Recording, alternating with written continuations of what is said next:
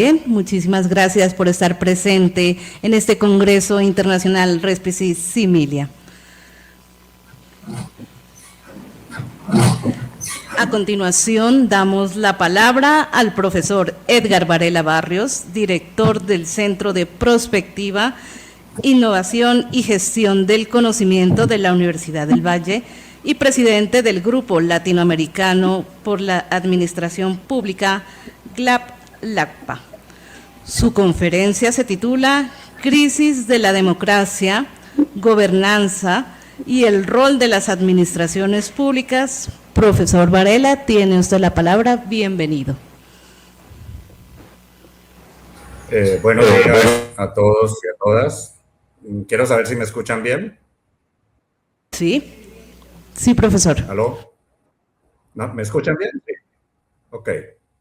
Bueno, quiero saludar a la ESAP, a su director, el profesor Bula, a todo su equipo de profesores, de directivos, a sus estudiantes y egresados, también a colegas que están allí presentes, al doctor Freddy Mariñez en el panel anterior, al profesor Oscar Oslac, Ariel Ramírez de la Facultad de Gobierno de la Universidad de Chile y en general a toda la comunidad de expertos internacionales. Muchos de ellos hacen parte del Grupo Latinoamericano por la Administración Pública que presido actualmente en América Latina y a la Red Mundial del Instituto Internacional de Ciencias Administrativas y de IEISHA, donde ha estado participando nuestra presidenta, la doctora Lisa, profesora sudafricana. Yo quisiera hacer una presentación, como su título lo indica, que tiene dos grandes ejes y un tema de intersección entre estos ejes. El primero de ellos, como ya lo anotó la presentadora, es la crisis de la democracia liberal contemporánea. Voy a hacer énfasis en América Latina, aunque no exclusivamente en nuestro continente, porque este es un fenómeno de carácter mundial. Voy a tratar de explicar lo que a mi juicio son los dos factores que han propiciado la crisis de este tipo de modelo de democracia liberal republicana, que fue el que se instaló en el mundo entero desde la segunda mitad del siglo XIX y tuvo una etapa de auge a mediados del siglo pasado, al menos en Europa Occidental, en los Estados Unidos y en algunos otros países de capitalismo avanzado como Australia, Nueva Zelanda, el propio Japón, etc.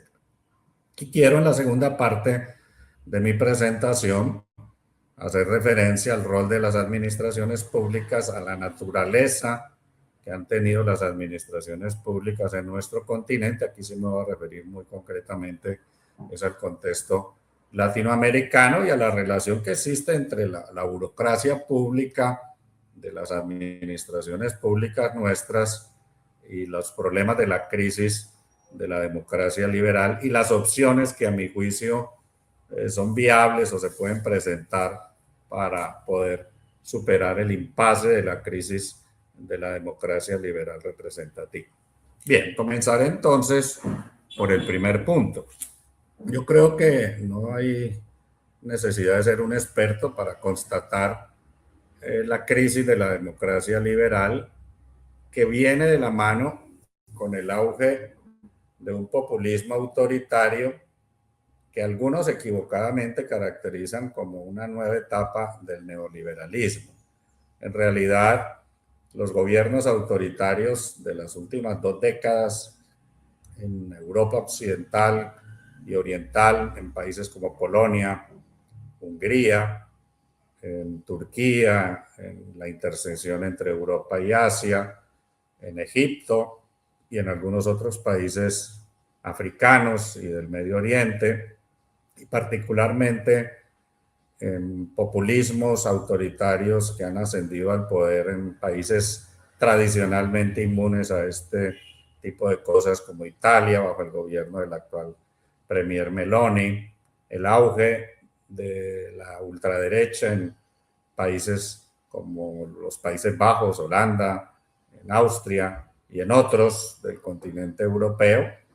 Y por supuesto el rasgo más relevante ha sido ascenso al poder en Estados Unidos, ya en 2 ocasiones, del proyecto autoritario y populista que lidera Donald Trump, que ha cooptado desde la primera elección al Partido Republicano, tradicionalmente un partido muy afincado y centrado en los modelos liberales, aperturistas y de integración y globalismo, y que hoy tiene pues un esquema político diferente. En América Latina, como todos lo sabemos, esta corriente populista de derecha ha logrado importantes conquistas electorales. El caso de El Salvador es muy conocido por todos nosotros. Milei en la Argentina, incluso con el proceso de elecciones intermedias, que contra todo pronóstico logró ganar nuevamente. La elección del presidente Katz, del sector más a la derecha del espectro político chileno después del gobierno del socialista Boric. En Ecuador, el triunfo de Noboa después de una transición de un año, luego de la renuncia del anterior presidente. En fin, podríamos hacer un listado muy largo de este tipo de populismos autoritarios de derecha que han conquistado el poder, que tienen un esquema muy parecido en todas partes: el rechazo a la globalización, la defensa del proteccionismo, la utilización de aranceles comerciales y esquemas que cortan la tendencia mundial de integración que era característica del modelo neoliberal, y el ataque de estos sectores al multilateralismo. Yo acabo de estar hace un par de semanas en la CEPAL, en la conferencia novena sobre ODS, y una de las preocupaciones grandes que percibimos en Santiago de Chile durante la semana que duró este evento, de parte de muchos líderes del PNUD, de ONU Habitat, de la propia CEPAL, es el ataque incluso financiero, el desfinanciamiento parcial que el sistema multilateral centrado sobre Naciones Unidas, aunque no exclusivamente sobre esta entidad, se ha sufrido. Nos contaba el propio secretario general, José Manuel Salazar Cirinach, de un recorte total del 20% del presupuesto en este año, que ha implicado el despido del 20% del personal de planta y la disminución de los salarios de todos los funcionarios en el 20%. Y en otras partes, en otros organismos multilaterales,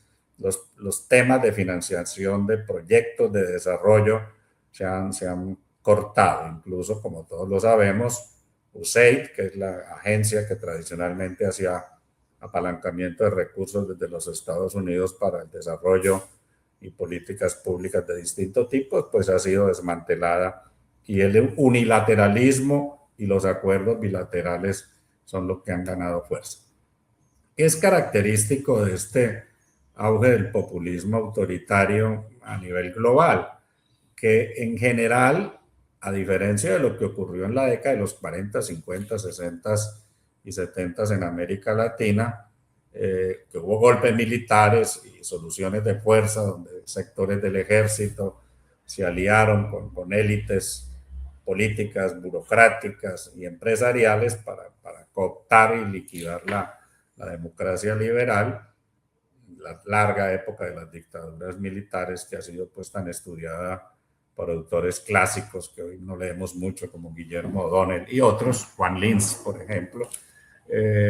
Se hace en un contexto donde todos estos gobiernos ganan elecciones. Trump, en la segunda ocasión, no solo ganó el voto de los caucus electorales, que es el modelo norteamericano, sino también la votación popular, y el Partido Republicano logró también consolidar mayorías en las 2 cámaras. Y en el resto de los países que he mencionado, incluyendo Turquía y Egipto, ha habido triunfos electorales, en algunos casos bastante contundentes, lo que revela que hay un apoyo significativo de la población, de los electores, a este tipo de salidas autoritarias.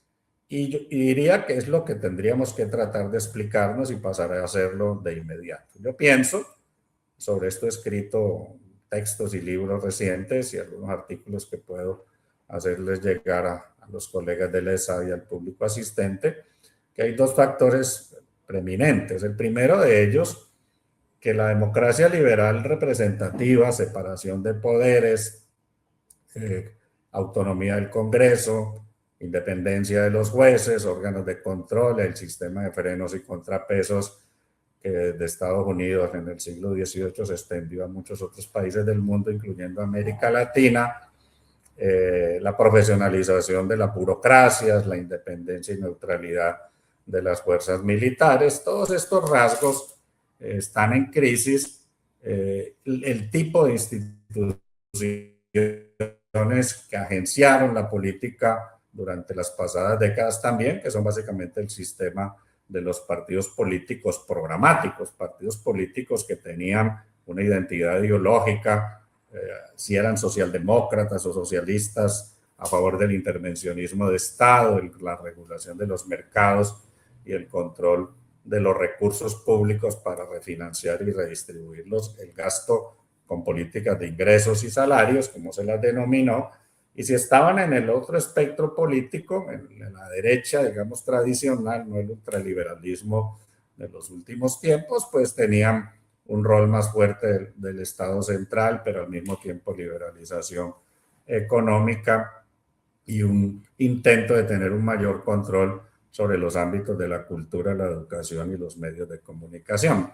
Los espectros liberal y conservador o demócrata y republicano, para utilizar la fraseología estadounidense, pues se replicaron en muchas partes del mundo y este bipartidismo fue el modelo dominante con grandes partidos constituidos social cristianismo en el caso europeo versus socialdemocracia y en América Latina pues con denominaciones diversas a lo largo y a lo ancho de nuestros países.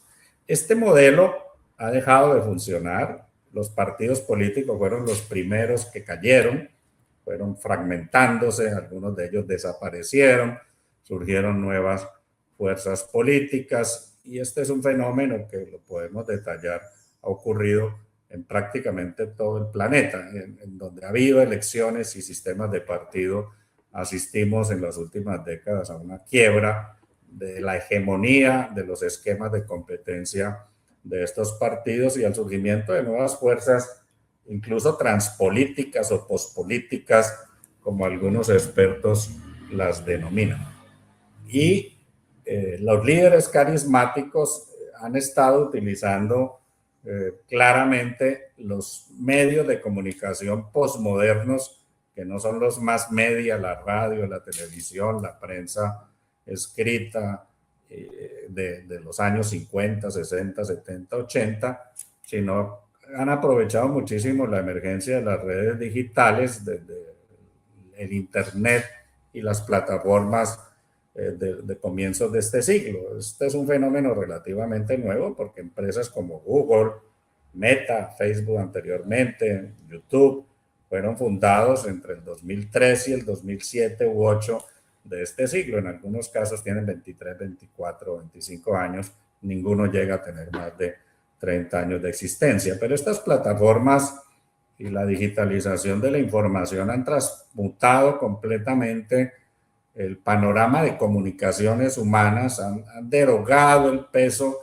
que tiene la prensa, la radio, la televisión, los mass media clásicos, que tenían más capacidad de ser controlados por corporaciones económicas y por los gobiernos, y se ha generado una nueva arena pública que podríamos llamar digital, que está muy centrada en la conectividad incesante que todos los seres humanos de estas épocas tenemos con las redes sociales, plataformas como Google, la que ya cité, Meta, Facebook, Instagram, WhatsApp, Telegram, bueno, y podríamos mencionar muchas otras en otros contextos culturales, son los vehículos de comunicación y de la interacción social, empresarial, es el espacio para el gobierno digital que hoy se promociona tanto, para el Open Government, pero han generado una arena política que el populismo autoritario ha aprovechado preferentemente.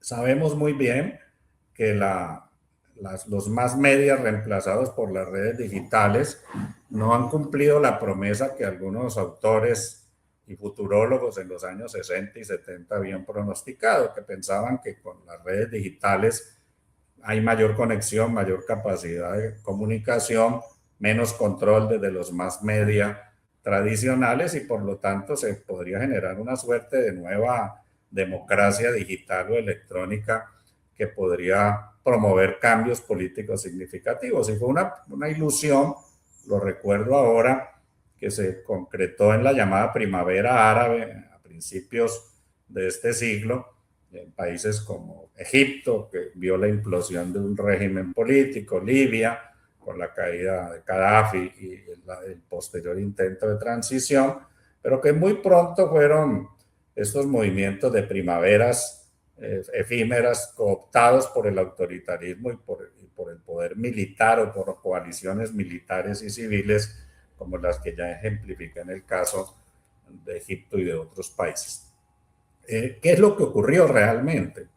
Que nos vinimos a dar cuenta mucho después que la arena digital y los medios de comunicación nuevos, supuestamente transversales y horizontales, estaban bajo el control de plataformas digitales, de unos nuevos oligopolios de la información y la comunicación.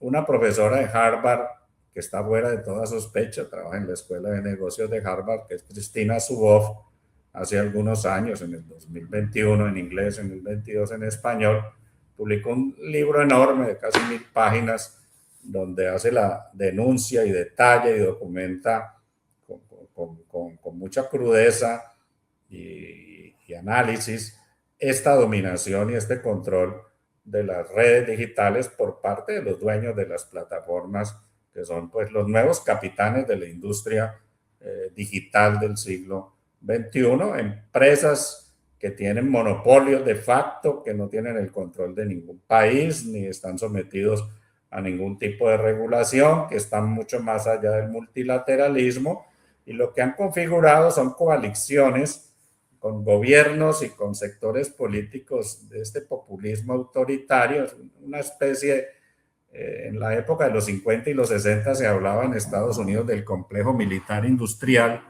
para citar la relación tan estrecha del Pentágono y de las fuerzas militares con las grandes industrias norteamericanas.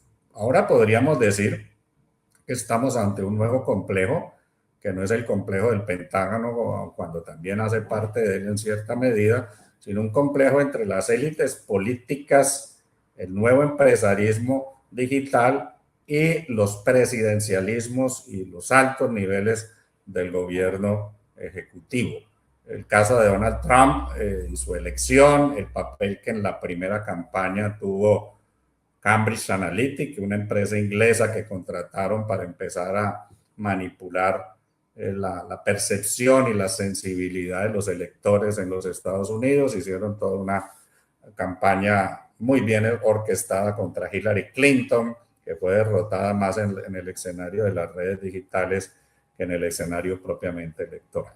Entonces, uno de los rasgos, sobre esto yo creo que se ha conversado en este foro y se seguirá conversando, es esta nueva coalición de los poderes económicos de este nuevo capitalismo de plataformas que tiene tanto peso económico y tanta capacidad de penetración y de construcción de agendas y de manipulación de las ideologías y de las sensibilidades con los sectores económicos dominantes en el capitalismo contemporáneo y con los grupos financieros y políticos, muchos de ellos outsiders, nuevos actores, nuevos agentes que han entrado a reemplazar a la vieja clase política. Cuando yo explico estos temas en mi clase, coloco el ejemplo que hay argentinos, el doctor Oscar Oslak lo es, de Milei, que empezó siendo una especie de opinador en la televisión argentina y en las redes digitales,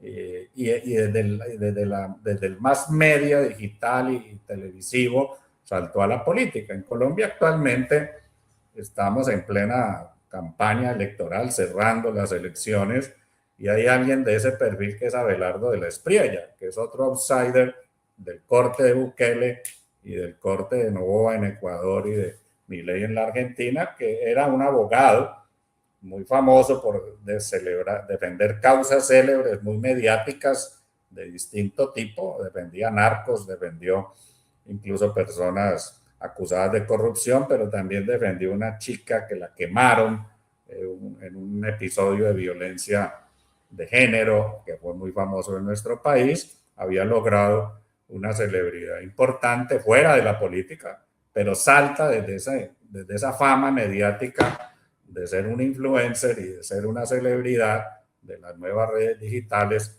a copiar los esquemas de la ultraderecha liberal que han sido tan exitosos en otros países.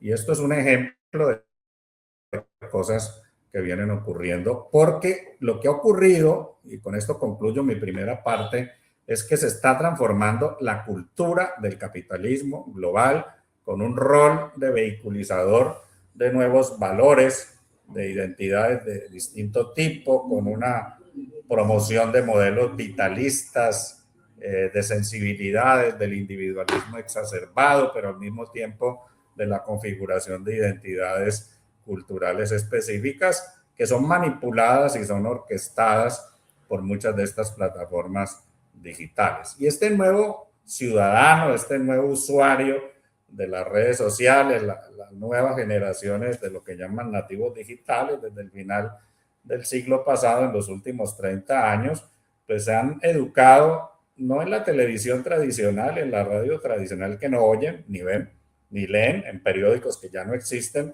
sino a través de este tipo de redes y con lógicas de consumo cultural que incluso explican el auge de las nuevas industrias culturales que se consideraban pues eran recesivas y no eran parte sustancial de los ecosistemas del capitalismo contemporáneo. La cultura, la ideología, los valores, la mediación representativa y simbólica es hoy un factor central del capitalismo, es lo que hacen las plataformas que trabajan con datos y es, digamos, el peso preeminente de este nuevo sector del capitalismo global que ha estado ocupando el espacio que antes ocupaba el capitalismo industrial corporativo de las grandes empresas e industrias de la economía real y el capitalismo financiero. Hay ciertas articulaciones entre estos elementos, pero este es un rasgo inédito que a mi juicio, teniendo un carácter global, explica la crisis de la democracia liberal, entre otras cosas, porque estas plataformas y este nuevo capitalismo no quiere ser controlado. Por el contrario, quiere que se liberen todos los controles, que no exista ningún tipo de censura ni de control sobre la información y tiene una hegemonía de carácter global, es quizás junto con el peso de la fuerza militar, que aún es muy significativamente superior de los Estados Unidos, la otra gran arma con la que los Estados Unidos tienen la capacidad de luchar por la hegemonía a nivel mundial.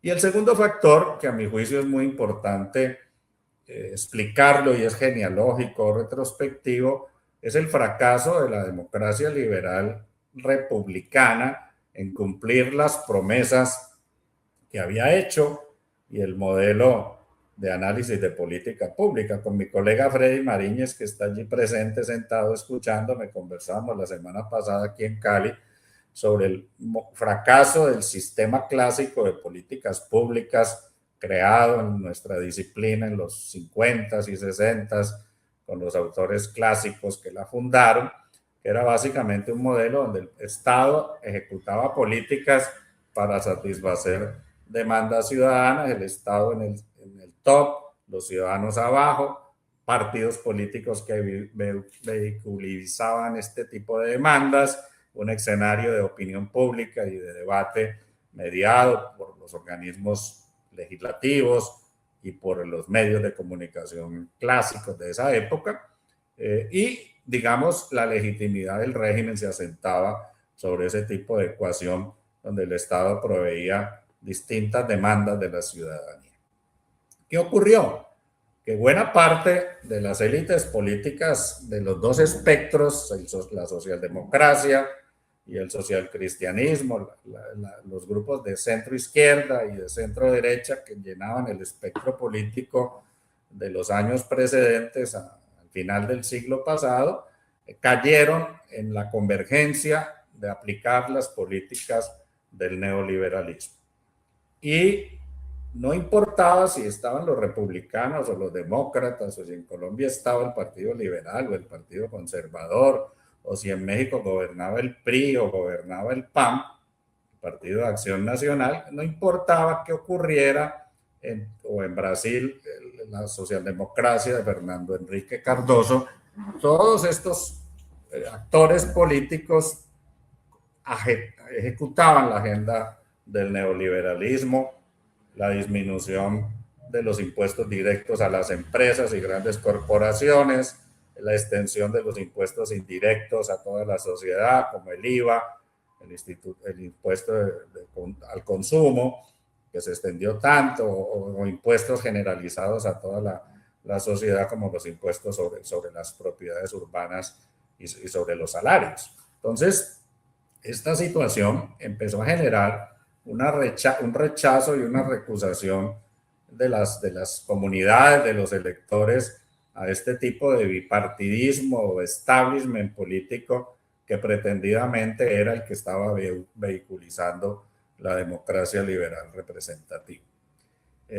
No tengo el tiempo de explicar en detalle todo esto, sí lo tengo escrito en algunos de mis textos, pero sobre esto pues hay muchísimos autores que también los han analizado y amplificado con casos nacionales, pero voy al punto central que me interesa subrayar, y es que buena parte del fracaso de la democracia liberal, del auge del populismo autoritario, se debe a la manera como los partidos y el establishment político supuestamente democrático, liberal, republicano, agenció políticas extendidas de neoliberalismo, de privatizaciones, de desmonte de derechos, de privatización de la educación, de mercantilización de la salud pública, y hacer que una parte de lo que el Estado administrativo y las burocracias públicas tradicionales hacían se convirtieran en nuevas esferas de negocio y de acumulación de capital. Y en muchos países, incluyendo Estados Unidos y los países latinoamericanos, pues el populismo autoritario en esa coyuntura, con el ataque a la clase política, a las élites, como dice Milei en la Argentina, a la casta, por lo cual mencionaba tanto la estructura burocrático política como el sistema de partidos tradicionales, pues resultó ser un blanco muy atractivo. Lo mismo hizo Donald Trump en los Estados Unidos como outsider para confrontar a las élites políticas tradicionales. Los ciudadanos pues de a pie no tenían la manera de percibir que estos son grupos que también tienen intereses económicos, pero cabalgando sobre la crisis del modelo neoliberal desde el punto de vista del apoyo popular, se lograron estas transformaciones y se ha dado la emergencia de una democracia populista autoritaria, que sigue siendo democracia, como ya lo dije, porque ganan elecciones, no son golpes de Estado lo que ocurre, pero tienen una capacidad muy importante de manipular la opinión pública. Y particularmente, y aquí cierro mi primer punto de análisis, de controlar a las sociedades, de controlar a las comunidades con la colusión que tienen con las plataformas digitales. La profesora Subot detalla, por ejemplo, en su texto de manera muy clara, lo mismo ha hecho un filósofo francés que les recomiendo lean, no es muy conocido, que es Eric Sadam, se escribe Sadim, se pronuncia Sadam, que ha hecho un trabajo muy interesante en Francia, está traducido al español, sobre cómo también desde una perspectiva más filosófica se podría explicar que el control de los datos, de los grandes datos y la manera como la semántica de los datos construye narrativas y relatos, rompiendo incluso con el discurso de la ciencia objetiva, que es propia de los que somos miembros de las comunidades académicas, pero también que es parte del modelo del multilateralismo. Estas nuevas construcciones y narrativas terminan relativizando qué es verdad y qué no es verdad, qué es realidad y qué es lo que se puede construir como una realidad desde una perspectiva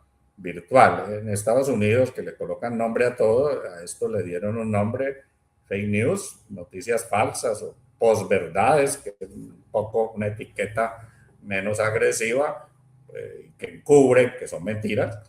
Las posverdades es la relativización que las narrativas construyen sobre los hechos. Entonces, los gobiernos manipulan con el apoyo de estas plataformas la verdad, la verdad objetiva. Si estamos en este plano, entonces en Gaza no ha habido genocidio, sino que ha sido pues una acción de defensa del gobierno israelí frente a la agresión de Hamas.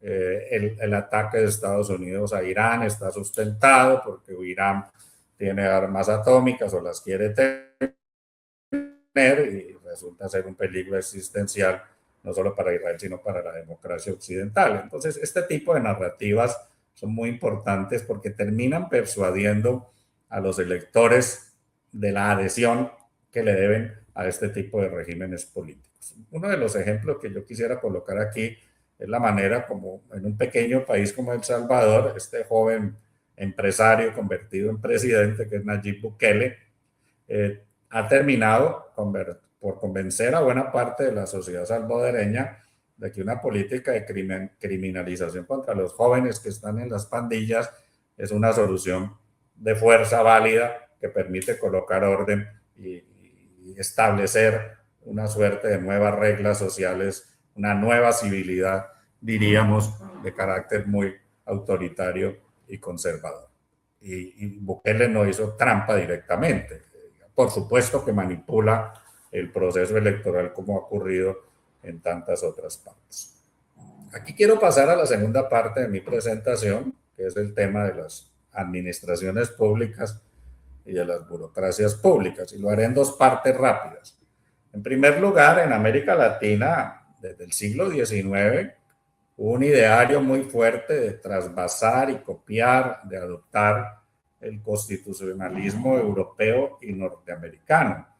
Desde Francisco de Miranda, que fue uno de los precursores más significativos, venezolano, Antonio Nariño en Colombia, y otros líderes, Hidalgo y Morelos, los curas mexicanos que fueron precursores de la independencia, el propio Simón Bolívar, que como sabemos había sido educado en España y en Francia, un hombre cosmopolita, como decían en la época, un español americano de las élites criollas caraqueñas, y tantos otros de los líderes nuestros, O'Higgins y otros, tuvieron el ideario de la oposición entre civilidad y barbarie, y lo que consideraron válido para la América mestiza, indígena, afro, que había como comunidad popular, como pueblo en los inicios del siglo XIX, era la imposición y el trasvasamiento del republicanismo europeo, la separación de poderes, el parlamento, el sistema de partidos,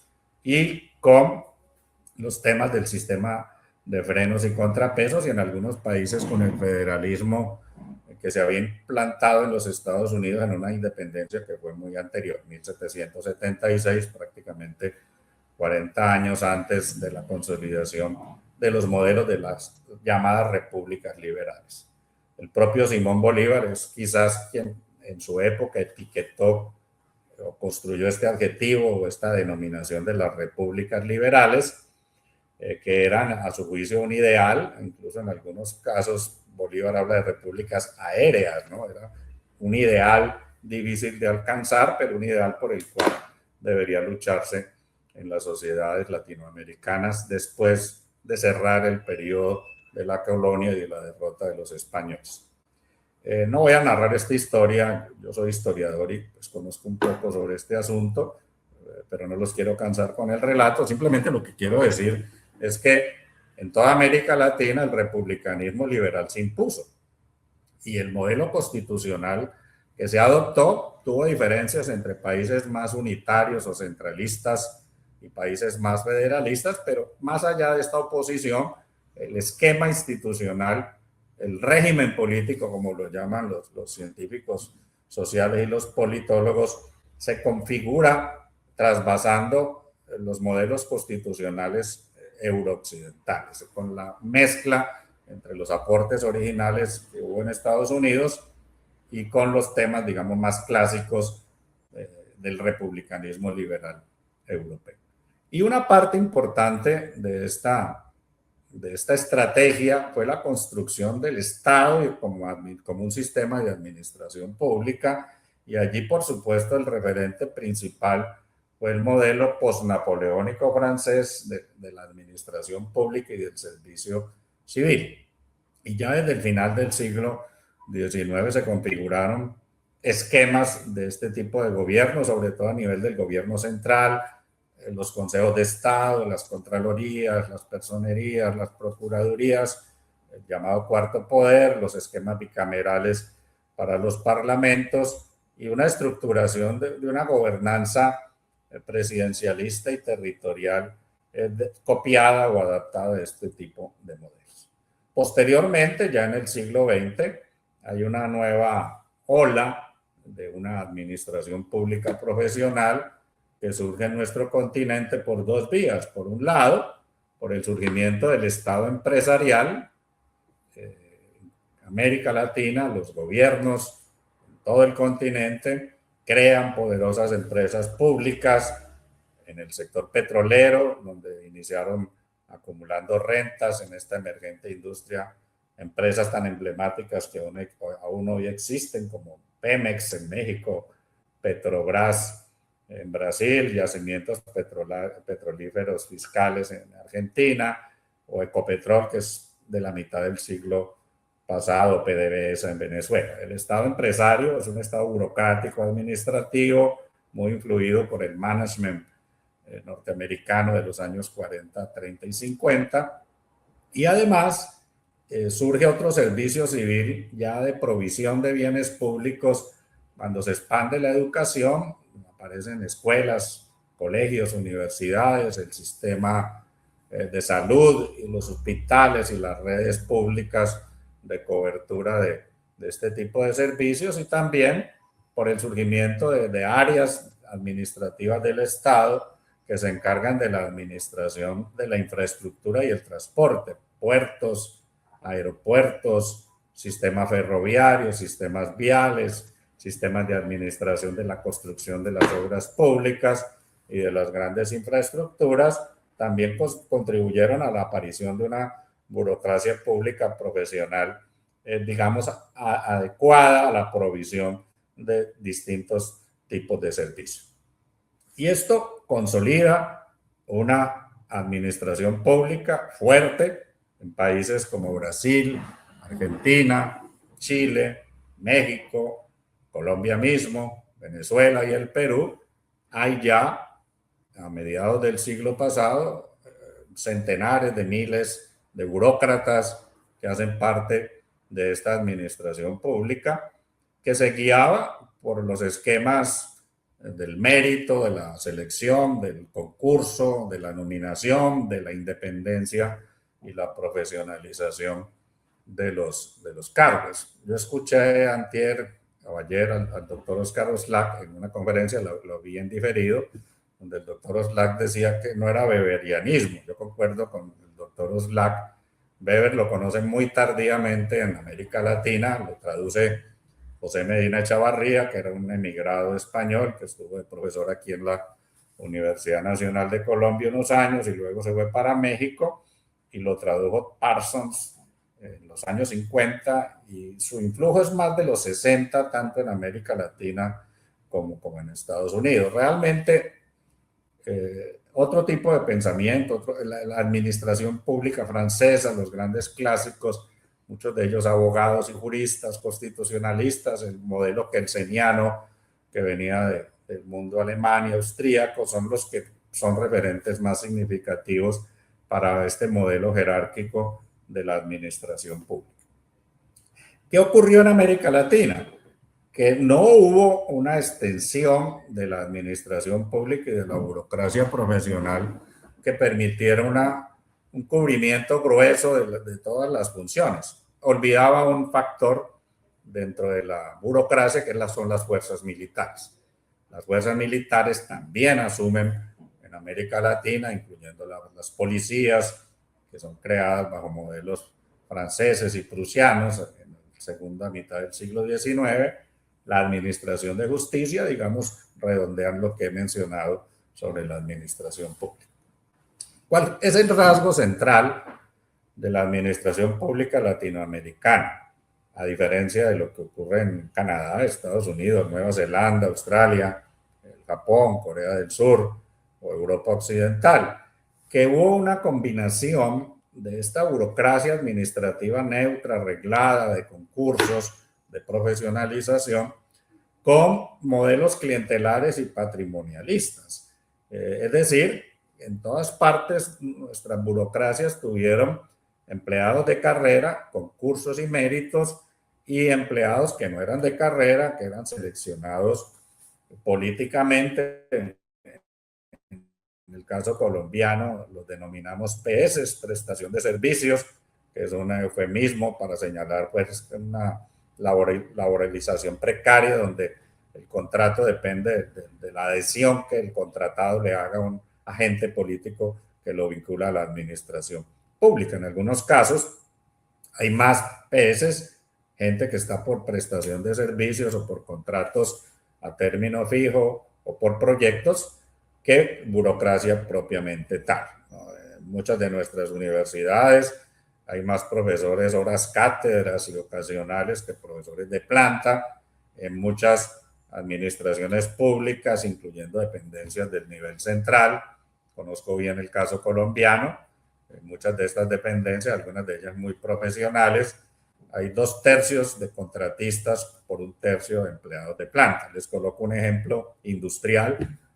El sector petrolero, Ecopetrol en Colombia, tiene una planta de unos 12, 15 mil empleados administrativos, pero en la tercerización de las empresas asociadas tiene más de 35.000 personas vinculadas. El SENA en Colombia es una entidad que tiene 4 o 5 mil empleados de planta y tiene 17, 18 mil contratistas. Entonces, lo que ocurre en la realidad es que la burocracia administrativa resulta siendo como la primera capa de una estructura de cubrimiento de la sociedad, de este tipo de servicios y bienes públicos, donde las lógicas clientelares y patrimonialistas y la cooptación y la afiliación a los proyectos políticos y a las propias campañas electorales o el partidismo en la prestación de los servicios termina siendo muy significativo. Y ese es un rasgo muy común a toda América Latina. Hay un colega que en Colombia ha liderado una investigación sobre este asunto, que es André Noel Roth, que es un colega al que estimo mucho, suizo, colombiano, que ha estado mirando y estudiando con una red desde el ACPA cómo funciona esta relación entre la burocracia del mérito, la selección, los criterios con los cuales se constituyen estas burocracias, algunas de ellas que circulan mucho entre los diferentes espacios burocráticos, son nuevas élites tecnocráticas, incluyendo las que están en las fuerzas militares y el resto de la burocracia que no es de un orden ortodoxo, sino que corresponde más a lo que el profesor francés Luc Boltanski hace algunos años de manera muy aguda llamaba capitalismo por proyectos, es decir, gente que se vincula para hacer tareas específicas. Cuando la tarea se cumple, pues desaparece la vinculación y la precarización salta de proyecto en proyecto, y eso permite lograr economías y rentabilización en el esquema de un nuevo tipo de administración pública.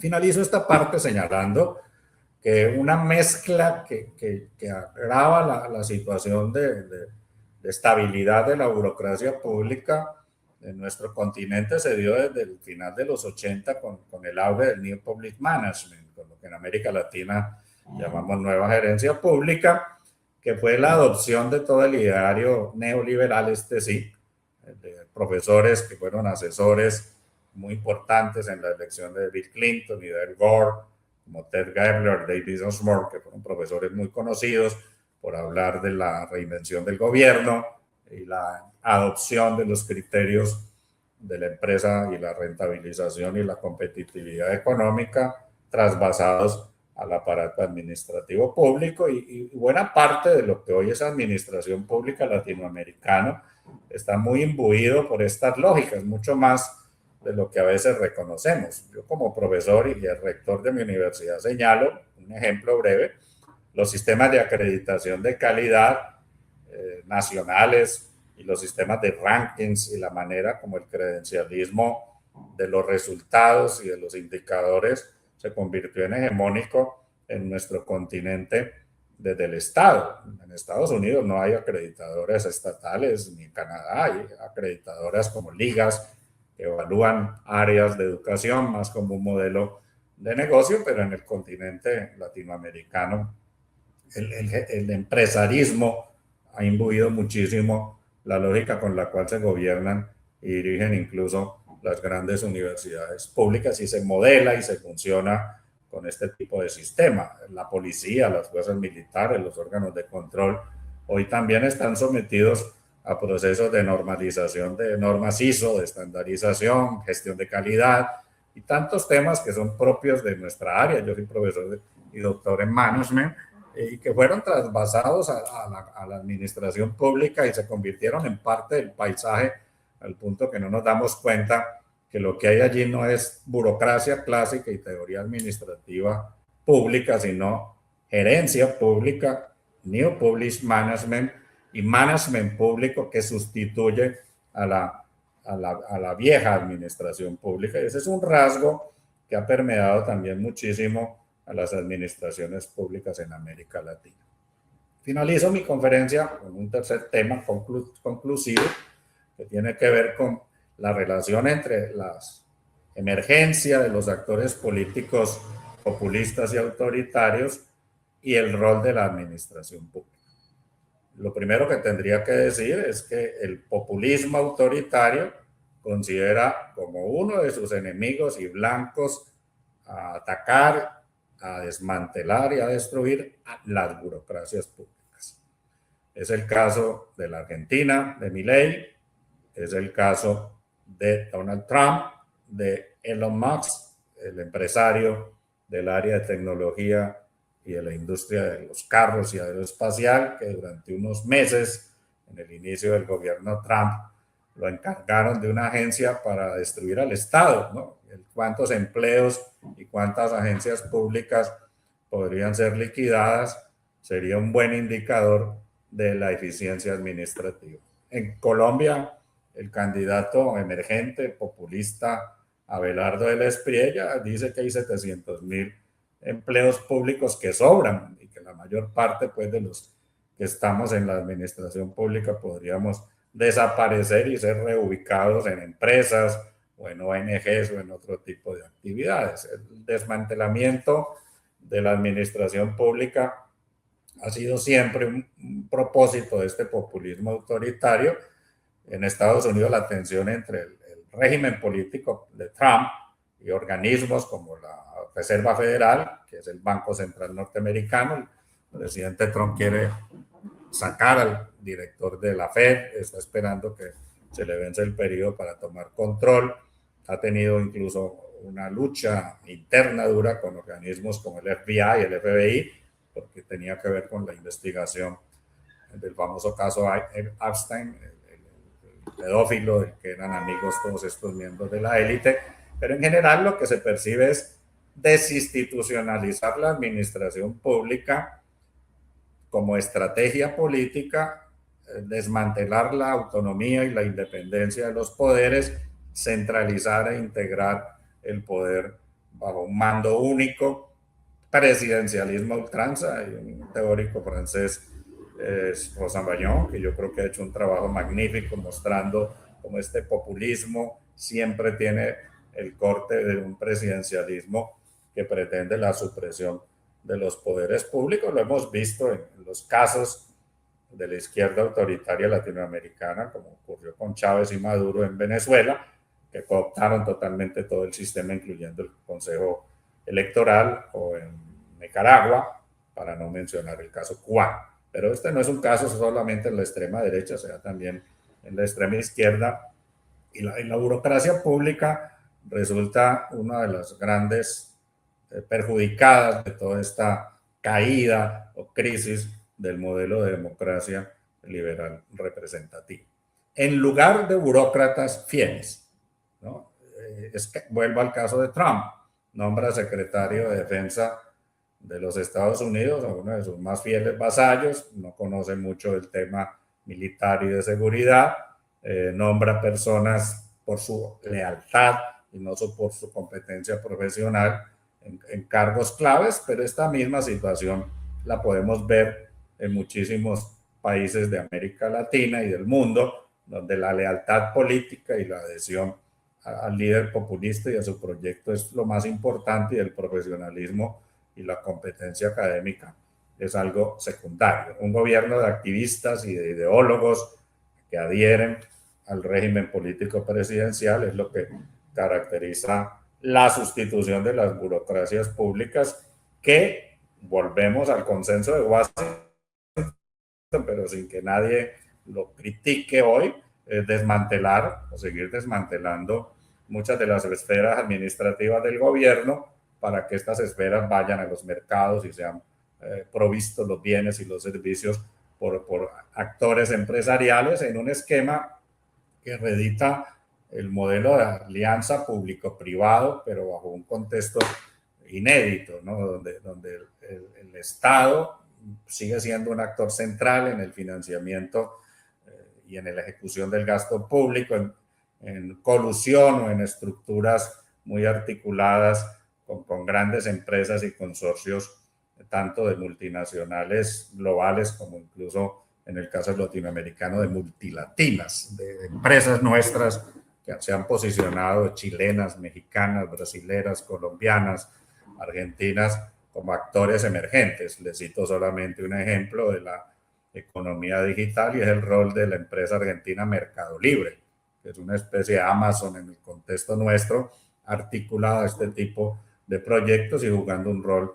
de carácter semejante al que se ha jugado por estas grandes plataformas en la estructuración política del nuevo régimen en los Estados Unidos.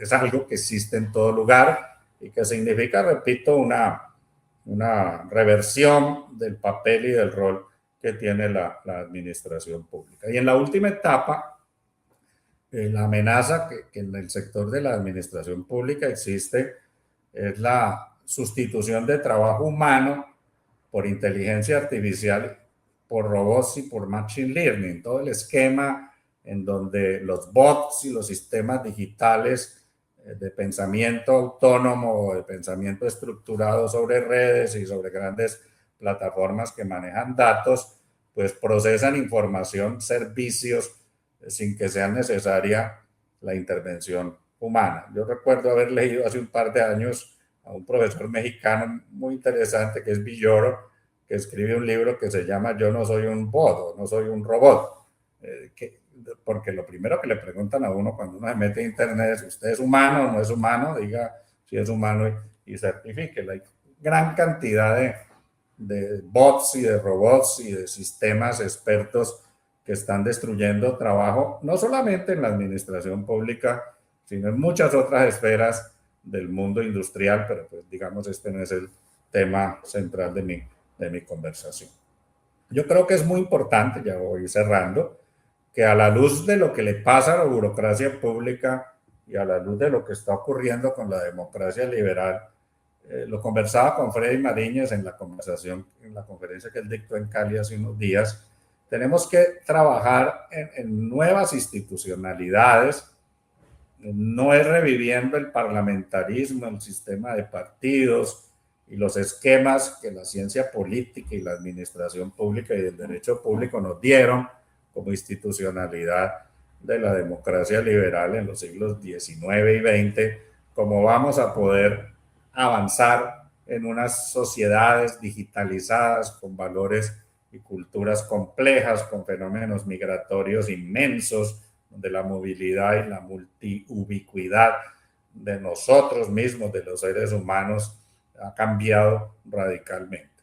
Yo creo que se requiere que desde la ciencia política, desde la administración pública, desde foros como estos, pensemos en nuevas formas de gobierno, en formas que correspondan a nuestro tiempo y en formas que también correspondan a nuestra espacialidad. Este es un foro sur-sur, donde han sido invitados personas de distintas latitudes para pensar nuestras propias especificidades en materia institucional, de democracia, de administración pública. América Latina, como ya lo dije, copió mucho, adaptó bastante, hemos adaptado en todas las etapas de nuestra administración pública. A veces somos poco conscientes de las innovaciones que hemos tenido, de lo que ha sido original, lo que ha sido muy propio de nuestro contexto. En algunos de mis trabajos yo he mencionado recientemente que quizás una de las cosas más potentes que se han hecho en América Latina es la emergencia de un modelo populista de otro tipo, no el populismo articulado a las grandes corporaciones, que ha tenido sesgos y caminos y variantes diferentes. No voy a hacer un análisis ahora de este punto porque no tengo el tiempo. Destaco el papel de la democracia local como un valor muy significativo, muy legítimo en nuestras comunidades, en nuestros contextos, del pluriculturalismo, del multiculturalismo, del reconocimiento de las etnias y de las culturas, incluyendo logros constitucionales, esquemas de interacción de las propias comunidades.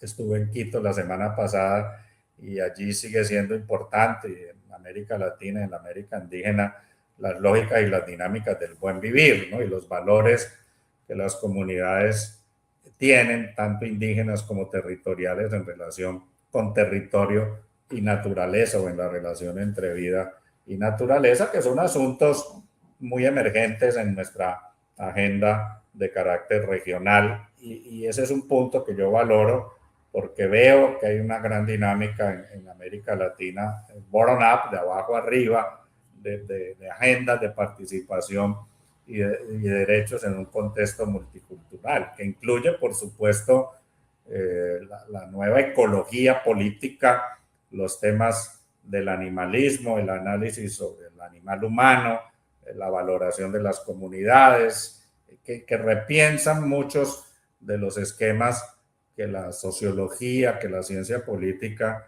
y que el propio management no han tomado en cuenta, porque siguen presos de una matriz muy del racionalismo instrumental. No pretendo que el racionalismo instrumental pueda ser una solución. Creo que tenemos que tener la capacidad de trabajar desde la dimensión cultural, defendiendo la democracia en su valor sustantivo, y es el tomar en cuenta las opiniones, las decisiones, los deseos, los quereres de las comunidades. Veo iniciativas muy interesantes en el gobierno local y en la democracia situada. Eric Weil, un gran filósofo francés que estudió a Hegel, hablaba de libertad en situación, citando a Hegel. Yo creo que nosotros podríamos hablar de democracias en situación, en contextos específicos, fragmentando el poder central. Yo creo que la descentralización, la autonomización de los poderes gubernativos, las formas innovativas de democracias, incluyendo formas digitalizadas, territoriales, espaciales, profesionales o sectoriales, son aspectos muy significativos a evaluar, e invito a que sobre este tipo de cosas hagamos reflexiones. Estoy convencido de que los seres humanos, de que las comunidades tendremos la capacidad de reinventar la democracia. Aquí apelo a un autor que leí con mucho juicio cuando publicó sus libros a finales del siglo pasado y comienzos del presente, que fue Toni Negri, el célebre activista e izquierdista italiano, con Michael Hart, cuando publicaron Imperio y Multitud. Hicieron un tríptico como Wealth, que es el tercer libro, donde la noción de multitud a mí me atrajo mucho. Me pareció una noción muy cercana a la que Foucault en los 80 había constituido sobre la categoría de población en sus libros clásicos en el Collège de France. Pero creo que la multitud, las poblaciones, las comunidades que tienen una potencia muy grande, aquí uso pues a Negri, que era espinosista, en el sentido espinosista de la potencia, tienen la capacidad de tomar voz, de tener una voz y tener una acción en los asuntos públicos, la apertura de las comunidades, de los espacios, de las instituciones públicas a interactuar con las sociedades civiles, con los grupos de interés, es un factor central hoy. En ese sentido, las redes sociales y digitales pues siguen siendo un espacio que aunque asimétrico se pueda analizar. Hay muchísimas experiencias de democracia local, de interacciones transversales, hay un nuevo tipo de hombre hoy y de mujer que está en el conocimiento digital, tenemos una mayor cultura política y social, estamos más informados que en el pasado, estamos menos contenidos por los espacios territoriales, por los estados nacionales, tenemos una perspectiva mucho más cosmopolita, y un evento de esto lo manifiesta. Nos conectamos todo el tiempo con nuestra migración, con nuestras diásporas, pero también con las comunidades ecuménicas, y creo que desde la idea de multitud de población y del Commonwealth, del bien común, podemos trabajar para la reinvención de un nuevo tipo de democracia. Muchas gracias.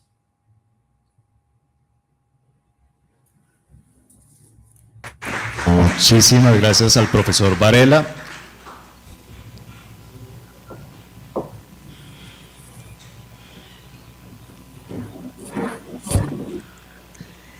Muchas gracias al profesor Varela. Una reflexión necesaria sobre los desafíos que enfrenta la democracia en nuestros países. A continuación, abrimos el espacio de participación de preguntas sobre esta conferencia a nuestro auditorio. Para el profesor Varela. ¿Quiénes tienen preguntas? ¿Puedo hablar con el profesor?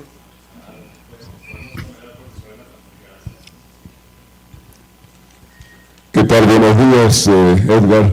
Oscar Oslak. Bueno, primero felicitaciones por una presentación tan rica y tan completa. Yo quisiera hacer una reflexión a partir de la primera parte de tu presentación, referida justamente a la amenaza de los populismos autoritarios, tanto de derecha como de izquierda, que existen en el mundo, y sobre todo en el marco de esta coyuntura histórica que vivimos, con un capitalismo de plataformas y el poder de las grandes corporaciones.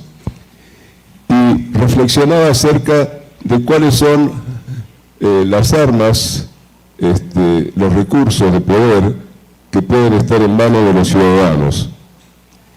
Y bueno, pensando en que los recursos de poder son en definitiva no más de 4 tipos, ¿no? Digamos que es el uso de la violencia, el uso de la información, el uso de los recursos materiales y la ideología. Yo pensaba que si efectivamente hoy en día el poder está en la información y nosotros como ciudadanos somos los que a través de las redes que bien describiste estamos suministrando esa materia prima, ¿qué pasa?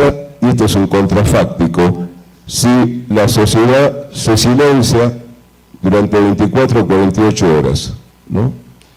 Es decir, el silencio sería poder, paradójicamente, ¿no? Y en ese sentido, seguramente si la ciudadanía ejerciera ese poder del silencio, ¿no? Bueno, ¿qué escenario podríamos imaginar? Digamos, por supuesto, la ciudadanía reaccionando justamente contra ese poder que está ejerciendo hoy en día el capitalismo de plataforma, ¿no? Me gustaría una reflexión tuya al respecto.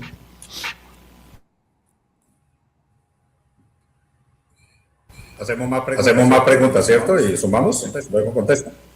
Como usted prefiera, profesor. ¿Quiere que recibamos varias preguntas o quiere ir haciendo un diálogo con cada con cada uno. Bueno, no comento de una vez lo que...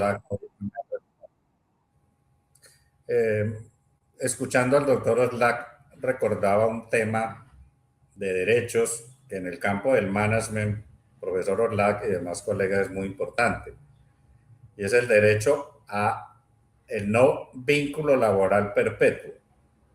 En muchas empresas, incluyendo el gobierno o los gobiernos, los empleados y todos, incluyendo los directivos, lo digo porque fui rector 8 años, trabajamos 24/7.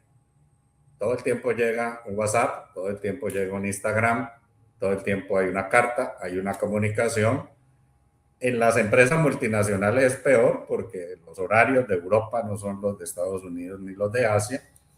Y la conexión infinita y perpetua genera un espacio exponencial totalitario donde la diferencia entre trabajar y no trabajar desaparece. O sea, terminamos siendo trabajadores perpetuos. ¿Qué ha ocurrido? Que empezó a construirse una regulación para prohibir o permitir prohibir la comunicación indefinida o infinita y lograr la desconexión. En Colombia, claramente hace unos años se aprobó una ley laboral que prohíbe que los empleadores le envíen comunicaciones laborales a sus empleados en horarios no laborales. Por supuesto, con la excepción de los funcionarios de alto rango. Y esta es una ley que vale para lo público y para lo privado, no solamente para el sector privado. Ese es un primer tema, profesor Oslac, de lo que podríamos llamar el derecho a la desconexión. Hay otra discusión muy interesante. Yo tengo un hijo de 14 años que está conectado incesantemente porque el colegio en el que él está le enseña a través de plataformas como Canvas y otras, con iPads y con tablets, de tal suerte que los niños estudian también como si fueran empleados de manera indefinida, donde la jornada estudiantil no queda cerrada al salir el niño del colegio, sino se vuelve continua, incluyendo los fines de semana. En este punto, ya varios países europeos y algunos latinoamericanos se han planteado la desconexión de redes y de aparatos como los teléfonos digitales o celulares, smartphone, de los niños. 12, 13, 14 años hacia abajo, la sociedad debería proteger a sus niños para que no estén conectados y no sufran los efectos de la adicción digital que ha sido tan documentada por psicólogos y neurólogos. O sea, yo diría que hay espacios que ya se han venido ganando en el mundo laboral, en el mundo de la educación, para cortar la comunicación incesante y la dependencia algorítmica que es patrocinada y movida por este tipo de redes. La desconexión total es una meta muy compleja porque una de las cosas más difíciles de las redes digitales es la adicción, que los psicólogos, repito, y los expertos en neurofisiología lo han documentado muy bien. Pero un punto importante es poder tener la capacidad de controlar información, de controlar la publicidad que viene a través de la información. En el mundo, el paso de más media a digitalización, en el mundo entero, ha implicado que la pauta publicitaria y la comercialización se haya desplazado también de la radio, la televisión, la prensa, los canales de carácter tradicional a las redes digitales. Por eso los influencers son tan ricos, ¿no? Porque son vehículos de todo este proceso de comercialización que también necesita y requiere ser regulado. Una de las cosas que en política pública es muy importante para nuestros estados es regular pauta digital, regular acceso y tener formas de control sobre la información que las redes digitales de forma incesante han planteado.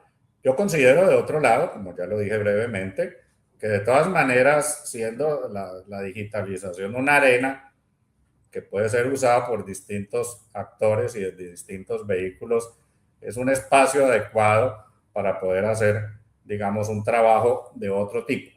En el caso nuestro, como académicos, por supuesto, nos hemos beneficiado muchísimo de las redes de conexión como redes científicas, ¿no? Las plataformas en donde hay acceso libre a documentos, a libros, a tesis, a información, pues son cosas que no existían hace 25, 30 años y que han sido muy productivas para potenciar la capacidad de investigación.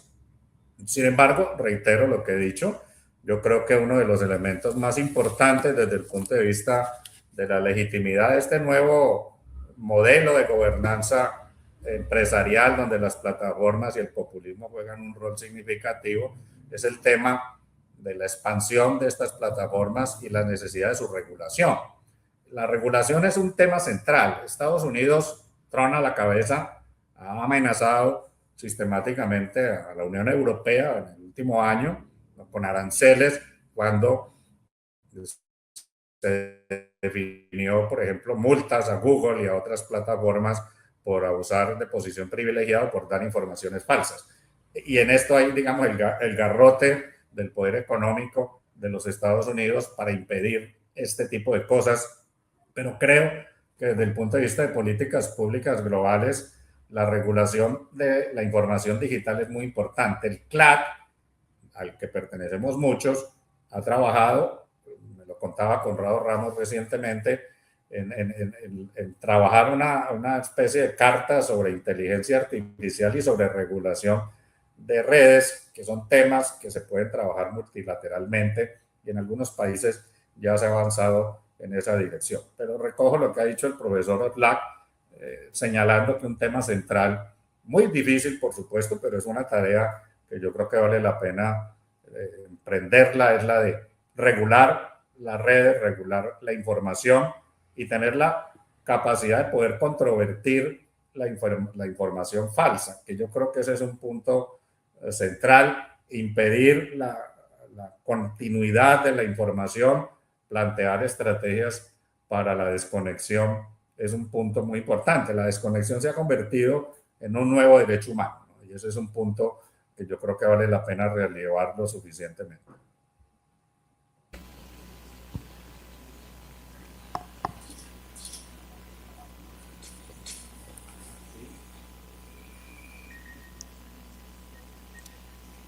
Bueno, ya.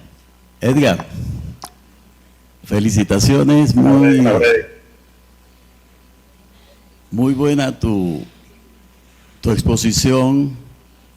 Nos estamos viendo de nuevo. Para mí es un gusto escucharte, interactuar contigo en las reflexiones que haces en esta dirección. Yo creo que estamos en la transición de gobiernos autoritarios, populistas, hacia gobiernos autocráticos. La autocracia es una clasificación que hacen muchos politólogos que se caracterizan por no solo el autoritarismo hacia las instituciones, hacia los ciudadanos. Yo voy a partir del caso de México, cómo estamos allá en México transitando de una democracia a un sistema autocrático. Por ejemplo, en México ya llegamos al fin de la división de poderes. En México hay una captura del poder judicial. En México se han capturado las instituciones electorales. En México el debate público es sustituido por la palabra del presidente o la presidenta a través de un programa llamado Las Mañaneras, donde ella dice la verdad absoluta.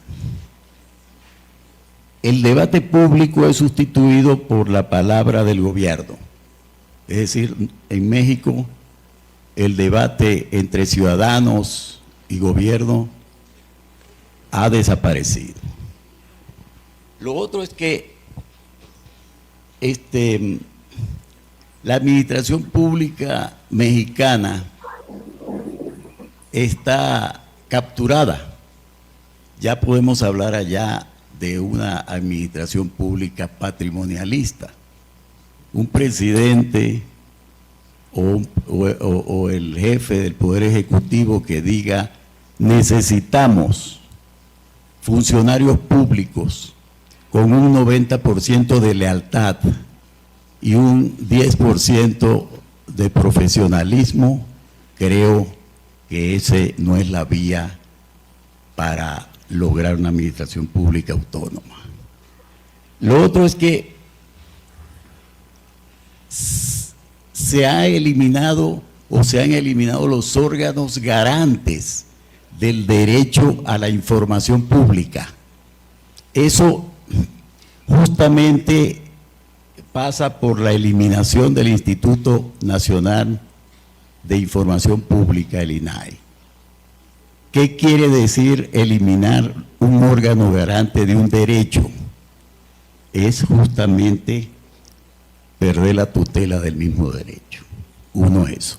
Dos, ya la tutela o la garantía de ese derecho va a estar en manos del Poder Ejecutivo. Antes era una institución autónoma. Lo otro es que, al eliminar los órganos garantes de la información pública, el derecho a la información pública, estamos dando pie a que la opacidad reine. Al eliminarse el INAI, que es la garantía del derecho, la opacidad de las acciones gubernamentales se convierte en una norma. Lo otro es que allá también ha habido un tipo de captura del combate a la corrupción. ¿Qué quiere decir eso? El combate a la corrupción está o debe estar planteado en muchos países democráticos como un combate democrático a la corrupción, donde gobierno y ciudadanos se encargan justamente de combatir ese flagelo.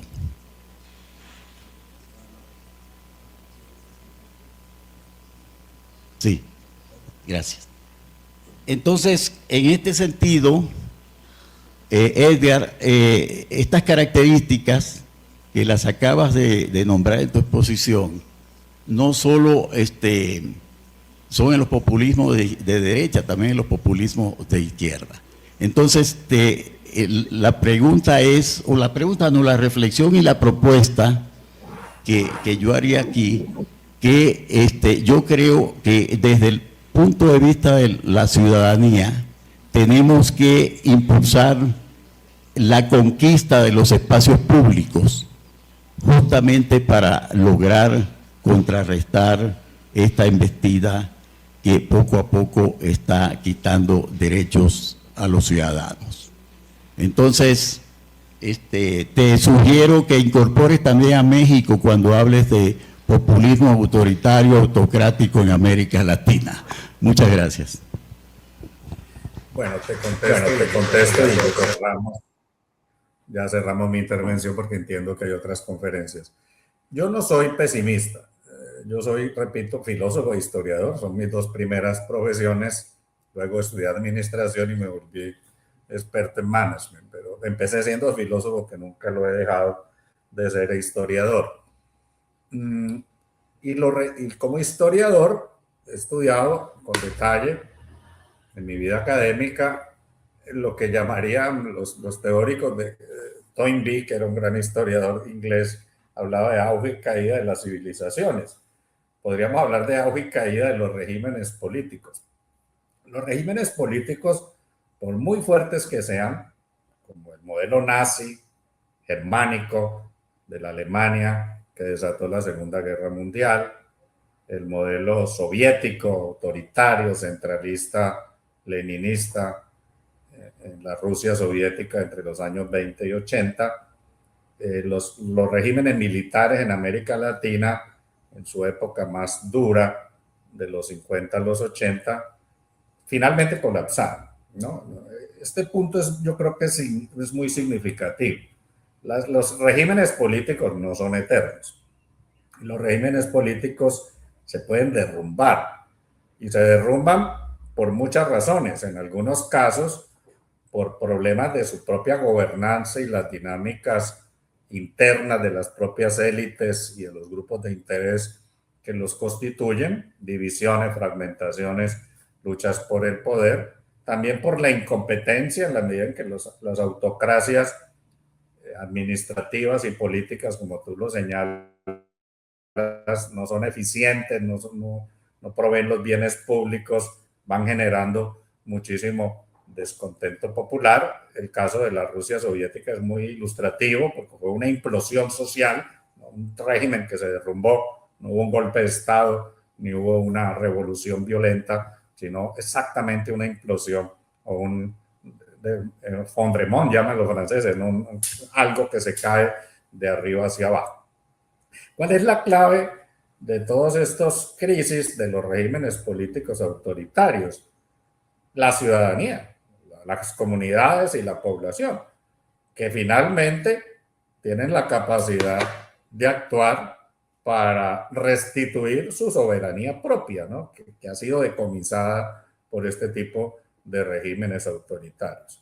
Por eso me gusta, y lo cité hace un rato, el concepto de multitud de Negri y Hart, y la idea de que la multitud no es una clase social, porque Negri, que venía del marxismo radical, tenía muy claro que la clase obrera sindicalista ya no era una fuerza central de cambio social, tenía muchos privilegios. Posteriormente se dieron cuenta muchos analistas que se había debilitado en tamaño por el nuevo tipo de capitalismo que existía, y consideraban más bien que eran los movimientos sociales de distinto tipo, con agendas plurales, los que podrían estar en la base de una dinámica de participación.